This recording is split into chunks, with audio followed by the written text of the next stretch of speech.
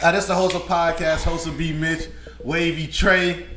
We on episode 100. Man, we done did it. Damn, nigga. It took, what, 2 years to get to 100? 100. Yeah, basically 2 years. We done made it to 100. We done had good episodes, bad episodes. We never said this, but it been like 80 episodes that had never been released. So we low-key should have been made it to being at 100.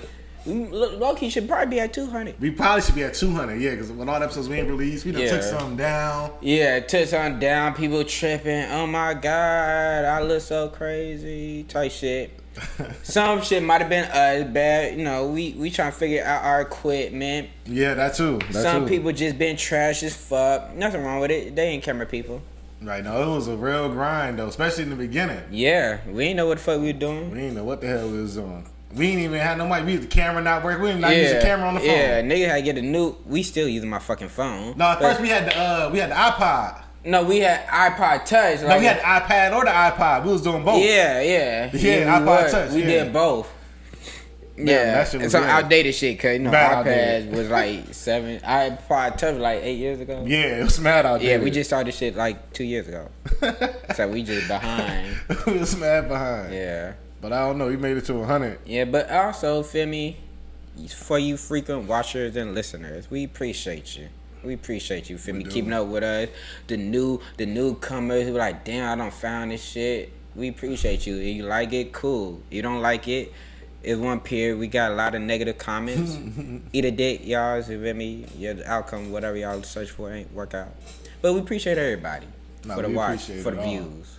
We definitely appreciate it all. And we appreciate when y'all like give us feedback too. When y'all like, you know, this was excellent, this was fun, this is whatever. We appreciate all that. Yeah, let us know. Even the constructive criticism, like what you ain't like about it, would help us to work on certain stuff. Dear Cuzzo, I appreciate you too, cousin. I appreciate Trey with the waves. I shaped this whole podcasting career. Nah, shout out to Big Rob. That nigga shaped the podcast. Yeah, shout out to Big Rob. No, G. He the only reason we did a podcast. G shit. He literally the only reason. He brought the idea to us. Like, oh damn, y'all need doing dope shit. Do a podcast. Took us a while, but we did it. Yeah, no, that's a fact. Yeah, he's executive producer. Yeah, no, that's definitely a fact. And for this one, 100 episode, we got a love specialist coming in, coming to give us a game. Yeah, probably tell her why niggas single. Why shit ain't been working out so well. Yeah, no, she gonna definitely, give us all facts, give us some good bars. And then this next 100 episodes, we just gonna keep on going. Yeah, shit. And also, you watching, shit, you wanna be guests? Come on. You got friends who need to be guests? Tell them to come on. We open. Got some good shit to say, cause we got a good questions and shit. Hit us up. Yeah. You got a perspective we don't know about, let us know. We welcome all type shit. Hit us up. Let's toast up, Trey. Yeah. Let's pour up again. Yeah, and feel me, look, we finna pour up, toast up with us. 100 episode vibe. Toast up with us. Matter of fact, anytime you toasting up, hit us on IG and toast up. We'll send something back. Tag us in that shit. Tag us. Yeah, feel me? You with your significant other, you got a conversation about relationship. Be like, shit, host a podcast. Tag us in everything relationship oriented on your IG. Just tag us in whatever. Or drinking wise as well. Drinking wise too. We drinking out our Wholesome Podcast cup. So tag us and all that. Y'all better not come to my studio with that fake shit. Y'all better not come to my funeral with that fake shit. Y'all better off realizing there's nothing that y'all could do with me. All I ever ask is keep it 8 more than 92 with me 100. Yeah, 100. All I ever ask is 100. Yeah, 100. All I ever ask is 100. Alright, this is Wholesome Podcast, Wholesome B Mitch, Wavy Trey with a hat today. Today we got a very special guest. We got Alex, the love engineer. Shout out to the her. love engineer is in the building. Oh my God. Before we start, check us out on Apple Podcasts, Spotify, YouTube. Follow us on IG, leave comments, share, like, all that good shit. Yes, please.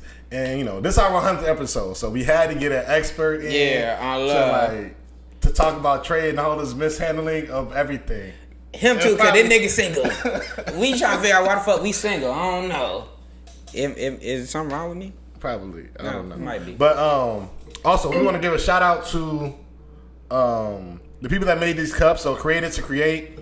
They gave us these great Wholesome Podcast cups. People got tired of us drinking shots out of random glasses. Yeah, they say that shit didn't match well, so you feel me?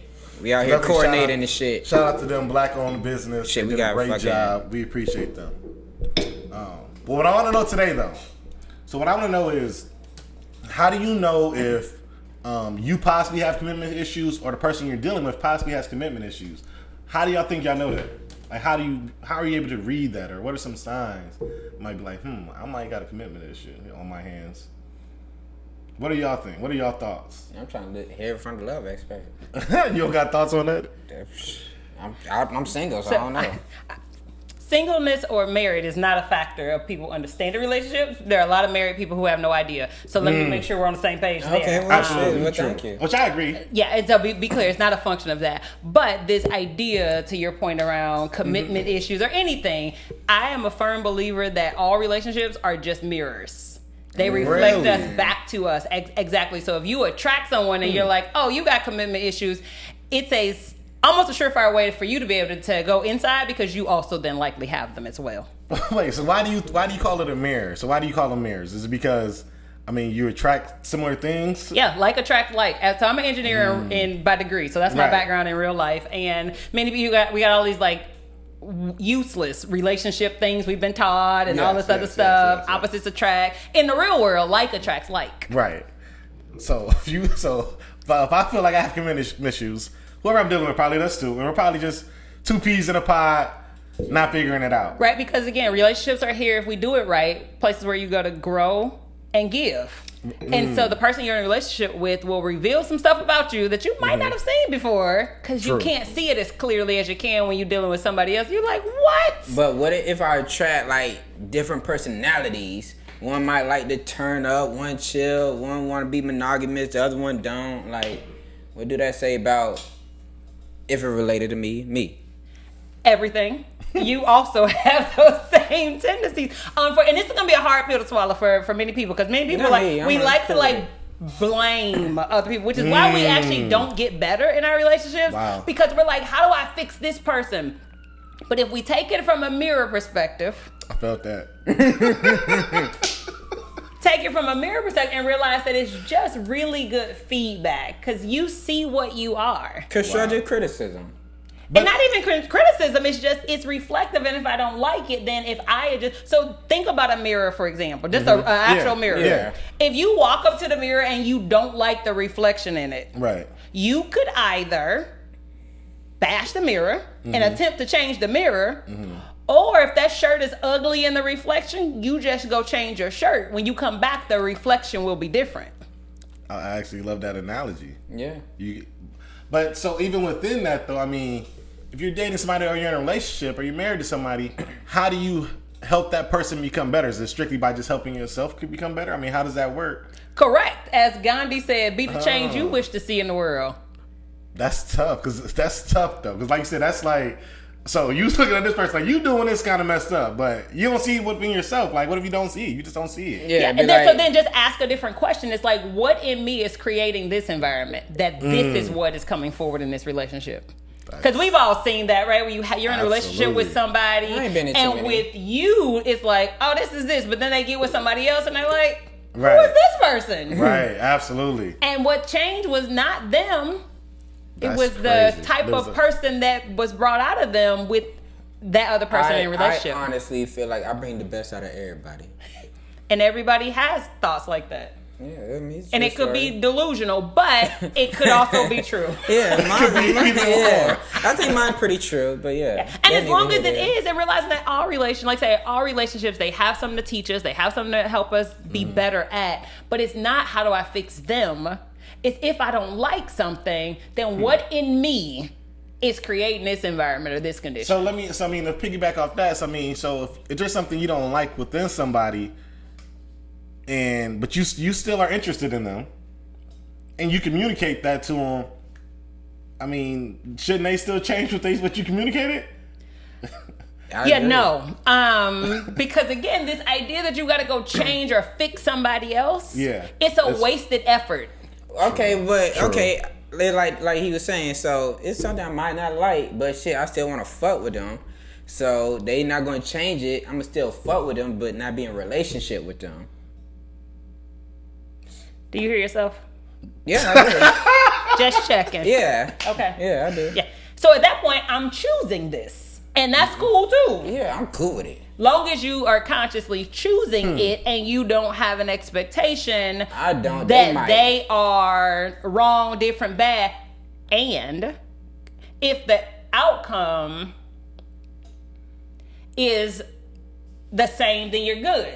But if they want something more in a relationship, and you're like, oh, I don't think your relationship quality, but I'm gonna still just mess with you, then at that point it's being dishonest. How? On their part?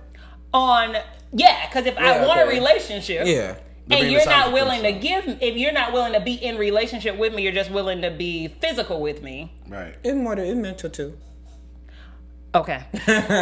Know that if we have different outcome desires, then sure enough, somebody's feelings are going to be hurt in that, because I think the reason you keep it's because you like it, you like me, and you're like, I don't, I'm just going to take what I can get, the rest of this I'm leaving. Yeah. Well, so, I mean, both parties are wrong in that, first of all. Right? It's not so much, I don't consider it necessarily right or wrong, it's just, again, effective or ineffective. Oh, right, yeah, is that effective or ineffective? Good point. Depends on what your goal is, though. What is your end goal? Yeah, what is your end goal? Where are we going with this? Yep. And once you answer that question, then it becomes right. It's like, does this get me closer to that desire, or doesn't it? Or are we just wasting our time? Is that very stagnant? Yep. And that's how many relationships end up. They just end up circular. They're just passing time with each other. Yeah, which is interesting. I mean, but it's like sometimes, like, how do you grow within a relationship? As you know, as a couple, as a togetherness, as a cohesiveness. How do you grow within that? It's like, okay, we're here. Maybe we get married. Maybe we're married. Where do we go from here? How do we go from here? You have to decide that, right? The same way you go and grow from anything else, right? You literally have to decide that. I don't think it's tough. It's just that we're so used to models of relationships that we watch, particularly from the 20th century, where they just rolled with it. Right. And their whole game and goal was to, like, make babies and take care of them. Right. Well, it's evolved beyond that. Whereas now we are in the 21st century, we want more out of our relationships. I mean, just like our phones. So I call it the evolved relationship theory. But it's like love and relationships are evolving like the phone. That's weird. Yeah, facts. Right? And so, the rotary phone, I don't know if you guys know the rotary phone, but, the phone before you had to put your finger in and twist it. Right?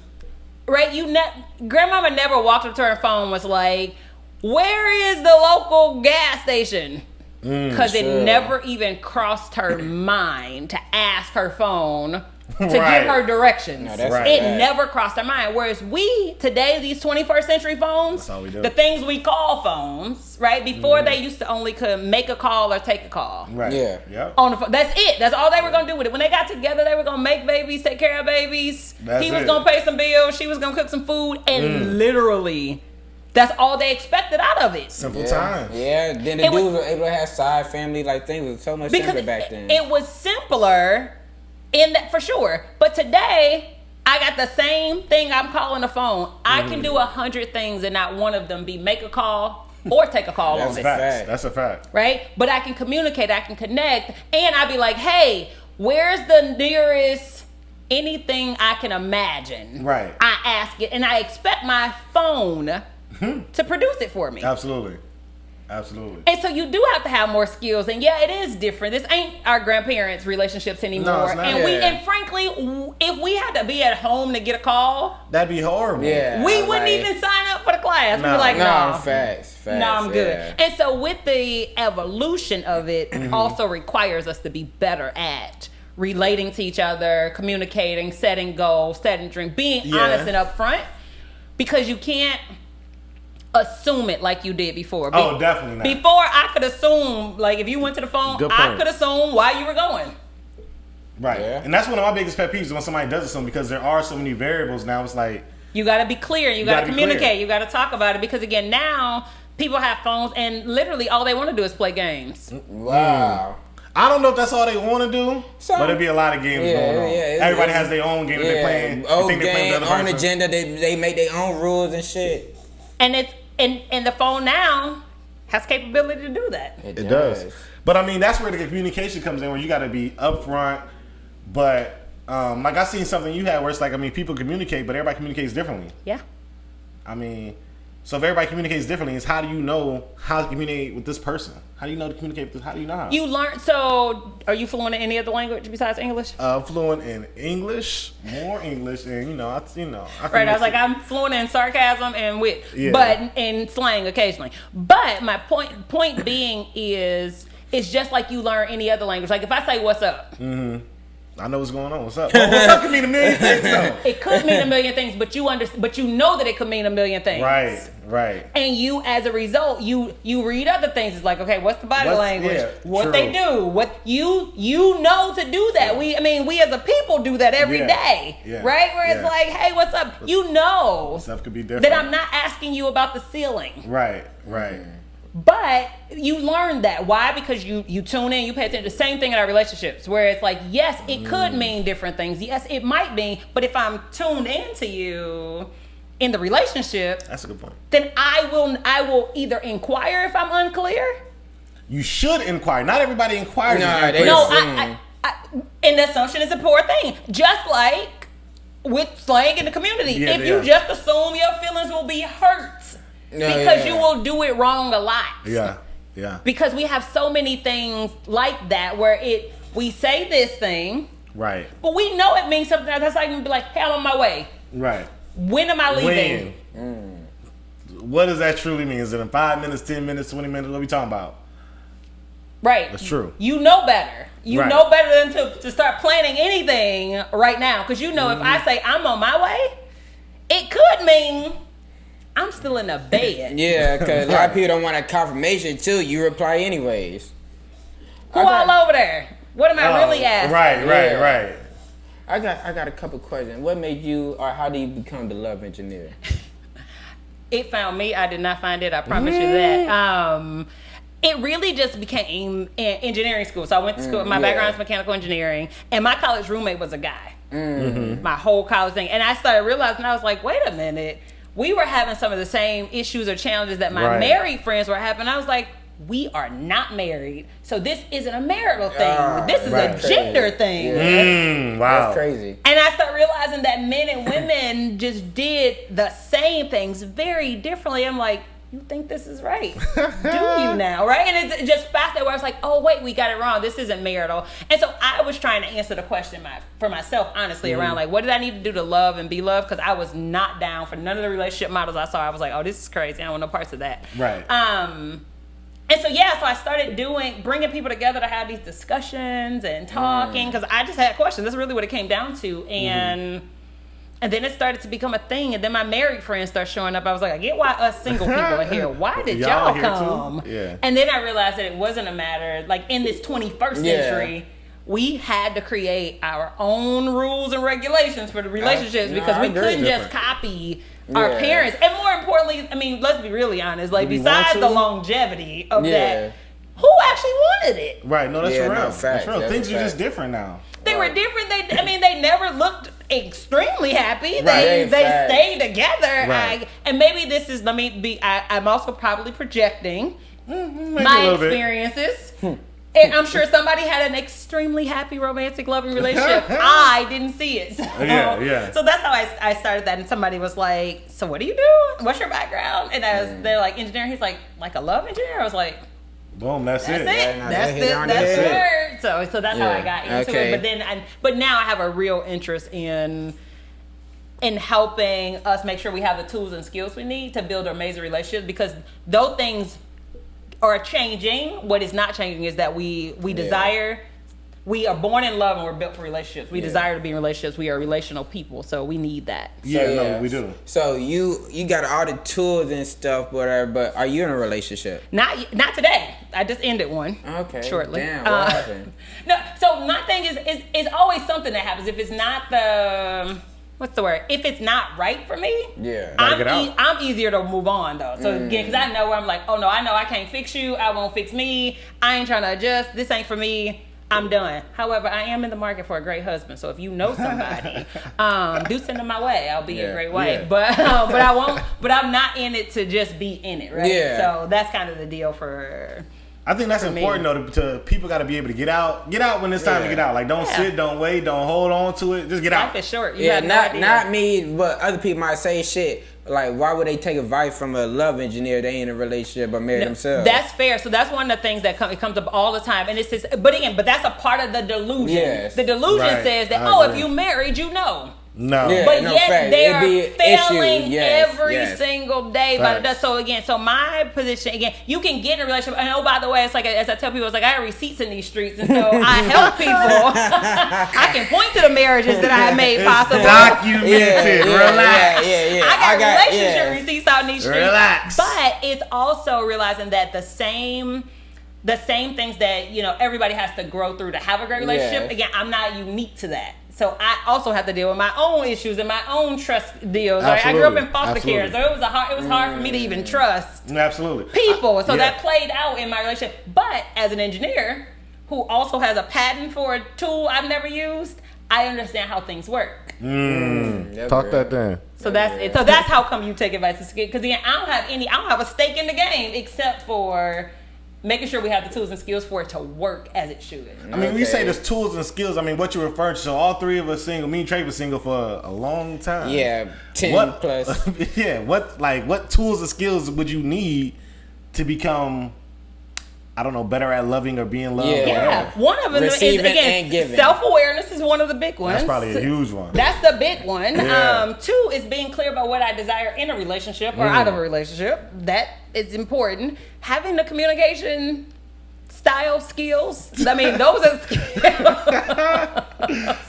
that are really, really important for that. Conflict skills. That's a real skill that one has to have. Like conflict resolution type? Like conflict resolution, conflict avoidance, conflict, a number of things. But you got to be able to handle conflict in relationships. Many people cannot. Well, everybody handles conflict differently, though. Everybody does everything differently. The key is having skills to be able to manage the differences as they show up. People might feel like they got skills, but they might got the wrong skills.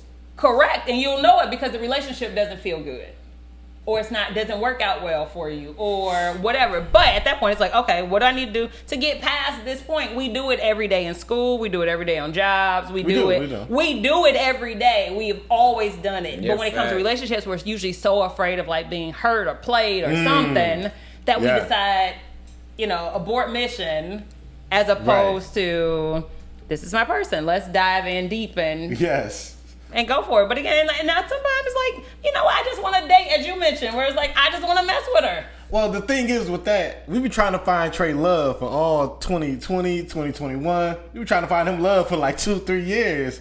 It's just not going that well. Yeah, because I don't think love is something you find. I be trying to say that all the time. I'm just trying to fall into that shit. Let it happen organically. Love is not something you find. Then people start fucking me because it takes too long. The foundation that I use is the quote from the Persian poet Rumi. It's the foundation for all the stuff I teach as the love engineer. But he says, your task is not to seek for love, but to seek within and remove all the barriers you've built against it. You know how many people need to hear that? I say that. Wait, say that again. Say it one more time for people in the back. Your task is not to seek for love. Wow. But to seek within and remove all the barriers you've built against it. That's really good. Yeah, that's a bar. That's a bar. I tell people that it's not to like release all the barriers and shit. I be telling people the same shit, but they think I'm crazy because I be like, damn. Let's be friends for let this shit happen organically. Let it happen organically. If I'm already in a relationship, typically means it's non-committal in the approach, because it says, "Hey, I don't know if it's you, but I am committed to being in a great relationship." But that whole, when a woman hears, let's just see how it again. Let me give you the woman's game of this, is that it basically says, again, I want all of the benefits and none of the responsibility. Let's grow together, know each other, and let's build each other, be better people, and then we'll fall into a relationship organically. Yeah, it just seems really tenuous for many women. Because basically what's often asked of her in that scenario that you just described is that she shows up as if she is in a relationship and all of the relationship power then is positioned with the guy. I'm be like, damn, you held it down till already. Damn, you a queen. Thank you. Thank you. Yeah. Yeah, you should. I appreciate that. The thank you is crazy. Thank you. Thank you. It's wild. Everybody want to. You gotta show appreciation. That means showing appreciation. I appreciate you. I thank you for. You do got to show appreciation. Always. That's Always. Everybody wants to be appreciated. No, that's true. I mean, I'm talking about being appreciated. I mean, when's the last time y'all did something romantic with somebody? Today. I mean, what's what you do that's romantic? We threw axes. No, we gonna bleed this shit out. We gonna bleed that shit out. Well, what you do that's romantic? That's the question. I mean, we gonna bleed that out. so Ron put my watch. So I didn't hang out with them today.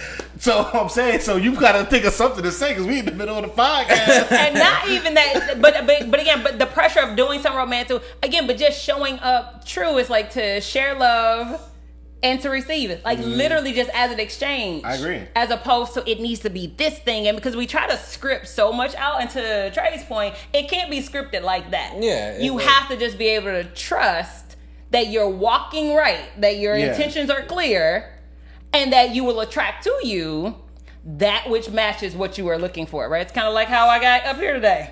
Yeah, no fact. True. Divine intervention. I couldn't have planned or scripted it, right? And same thing, we try so hard, and again, that's the love agenda. This is even my opposite, right? It's like there are some things you have to know, and then there are some other things you just gotta trust. But no, for real, like literally how that happened, how you just was able to get up here. That's literally how I live my life type shit. It just happens. I like shit happen in a positive way though, like organically, like, oh shit, it looked like you trying to figure this shit out. Oh, let me help you figure this shit out type shit. Yep. And the same thing with relationships where it's like if I'm open and clear about what my intentions are. Yeah, Being true and aligned, then you will attract to you that which is aligned to that. Where people like, well, I don't know about this and I don't know about that. It's like because somewhere inside I'm also not clear about something. Right. You know, you got to be definitely intent with what you're doing within your dating, your relationships, whatever. A lot of people don't do that. They don't date with. They just winging it and hoping. Yeah, you can't wing and hope too much. Let's just be direct. This is what I'm trying to do. This is what I desire. Yeah, I let them know, like, this is what I'm trying to do in a direction. So I keep it on G Street. Like, this is what it is. This is what I want. We could work towards that, but this is what it is right now until it progresses. Yeah. So let's do this. Let's do Wholesome Hot Tea. So I'm going to ask you a question. Give me the first thing that pops to your mind. Okay. All right. So 2 physical traits you want to see on a man. Height, money. Damn. I don't know if money's physical, but that's physical enough. I don't even know. Damn. Height, money. Height, money. Most expensive gift you brought for somebody you're dating? Whew. Most expensive gift money is a caveat. I bought for somebody I'm dating. A flight to Vegas. Okay. From Minnesota, that's like $90, ain't it? No. It was first class. They was riding. It Was it first It wasn't class? Spirit. It was Spirit. It wasn't Definitely Spirit. was not Spirit. Or I don't just play those- American I or don't play United? those- I don't play those games. But yes, It wasn't Delta. it might have been Delta. Could have been Delta. Could have been. Okay. It's been a while. It's been a minute. Got you. If you could be invisible, would you spy on your spouse? No. You give them that privacy? Yeah, because what You am could I be gonna invisible. do? He ain't gonna know. Oh yeah, I mean, because again, my thing is, I say it all the time. If I have to watch you, I don't want you. That's real though. That's really real. I don't play those games. Honestly, no, I wouldn't. What scares you the most about dating? Nothing anymore. Before it was picking the wrong person and being stuck. That's probably one of mine for sure. Yeah, I don't want that to happen. Yeah, nothing like that. Nothing now because I've done the work. Right. So next time I'll be like, oh, she got married. That's how it's gonna happen. Because again, I was like, okay, I'm now open and clear to it. Whereas before I was like, oh no, I'm not getting stuck or trapped or any of that. Because again, many people have the illusion that all women want to be married, and I've always desired marriage and will be married. But I always saw it as a trap for women. I was like, why would anybody sign up for this class? But I've always thought the same for men. Like, what does a man truly get out of a relationship? Like, what's the benefit? Marriage. Or a relationship Nothing. or marriage. Like, what's the benefit for a man? Yeah, and you have to be able to answer that within. Because if you can't answer that inside, that's how come you don't have it. Honestly. If you were a man, what do you that. think the benefits of relationship or marriage would be? What do you think? Yeah, that's a good way to phrase it. It's like if you were a guy, one would be there's a spiritual component to this that's deeper than the obvious stuff we do. Yeah. So that piece again, the ability to have a partner, a woman, because nothing inspires men like women. That is true. Nothing inspires them, and so having a woman that you love and that loves you wholeheartedly, you reach heights that you've never dreamed about just because she in your bed. That's a bar. I'm not gonna lie. Nothing inspires men like women. That's just true. That's just true. That's just true. Damn. Which is the reason why men do so many things to curry the favor of a woman and be like, y'all didn't create this. It's been like this. It's biological almost in some ways. And so it's ensuring that you pick the right woman. That's the most important part. So that you get the benefit of having her in your life. Because again, also a flip side of that is nothing brings pain to a man. Like a bad woman. Like a woman that is not aligned with whatever it is. Good way to put it. Not a bad woman. A woman is not aligned. Yeah. That's I'm gonna use that. We just ain't aligned. Yeah, we're just not aligned to. I mean, and that's a real thing. And so there is a lot of benefit to men and women. Because again, same thing with a woman. There's nothing that gives her the safety, the security, like a man. Wow. I need to use that bar soon, by the way. I might use that bitch tomorrow. We are not aligned. Yeah, I might use that tomorrow for real. Because, I mean, people know, when you're not aligned. We not aligned, but stay around till I find somebody else aligned with me. No. Now I'm using you. But I'm not using. That is using. Oh, never mind. I'm not gonna use that line. Don't say stay around till I find somebody else. Don't. That's using. So one last thing I want to know is like, so how can people possibly get a hold of you for you to engineer their love life? Absolutely. So you can find me at Dessert and Discussion, all things, all at Facebook. My website is dessertanddiscussion.com, Instagram, though Facebook is the easier way to do it. But yeah, do join me. I have classes that you can take virtually in communication. I have a whole relationship academy for powerhouse women.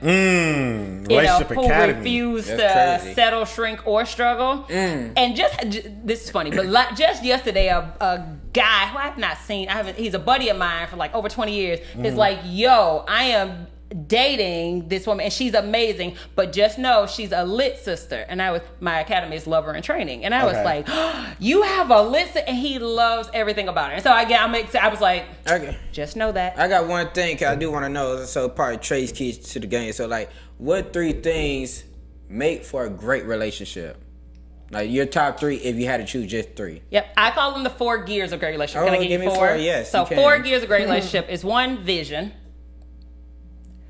2, second gear is communication. 3rd gear is conflict. You got to have conflict actually to have a healthy relationship. Sure. And then the 4th gear is growth. Okay. So vision, conflict, communication, growth.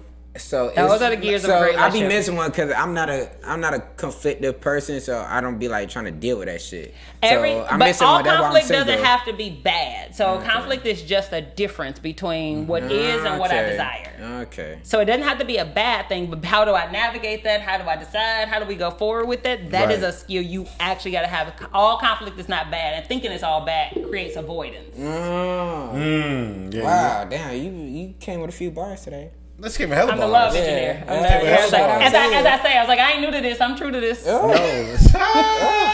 I still got more stuff to ask. I'm gonna hold on to. We gonna, you gonna come back. Yeah, we probably gotta bring you back for part 2. I got hella shit to ask still. Like tons of it. Yeah. But the one thing that we all could probably agree on is the fact that hold up your glass real quick, let's please. Let's toast up. Yeah, we all agree that black men don't cheat. Yes. This has been the Wholesome Podcast. We appreciate you, Alex, for coming through. Thank you for having me. Love engineer, the queen. I love it. I love it. I love it. The Love Engineer, episode 100.